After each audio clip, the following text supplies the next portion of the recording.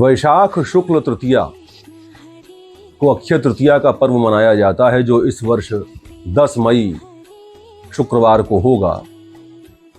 आज ही के दिन परशुराम जयंती हुई, उनका अवतरण हुआ, हयग्रीव का अवतरण हुआ, समस्त पूजा इत्यादि संपन्न की जाती हैं।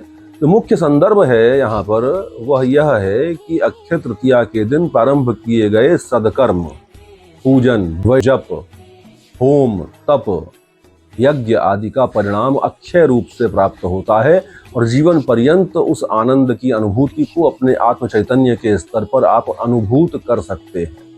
नवीन संस्थाओं का प्रारंभ कर सकते हैं, दरिद्र नारायण की उपासना कर सकते हैं, लोगों का भला संपन्न कर सकते हैं, जो निर्धन कन्याएं हैं उनके अध्ययन के लिए, उनके विवाह आदि के संदर्भ में अपने संसाधनों का विनियोग कर सकते हैं।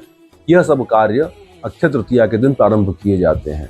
दुर्भाग्य से अक्षय तृतीया को सुवर्ण आभूषण खरीदने के पर्यायवाची के रूप में प्रयोग किया जा रहा है, जो मेरी समझ में नहीं आता है। व्यक्ति अपनी सामर्थ्य के अनुसार कुछ यदि क्रय करना चाहता है, सोना, चांदी, हीरा, मोती या कोई अपने घर से संबंधित किसी प्रकार की सामग्री, तो उसके लिए स्वतंत्र है, वो जो चाहे कर सकता है। लेकिन अक्षय तृतीया का तात्पर्य मात्र आभूषण क्रय करना है, ऐसा किसी शास्त्र में कहीं लिखा हुआ नहीं है।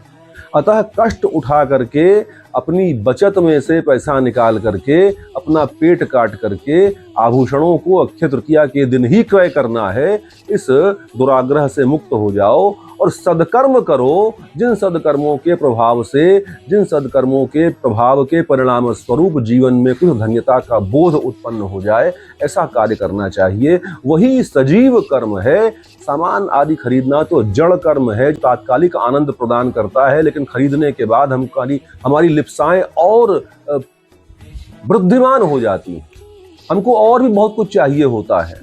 तो वो जो स्थिति है वो तो व्यक्ति को शांति प्रदान नहीं करती है। किंतु आप सदकर्म करें, अक्षय तृतीया के दिन अपने किसी शुभ संकल्प को क्रियान्वित करना प्रारंभ करें, आपको निश्चित रूप से उसका परिणाम अवश्य प्राप्त हो।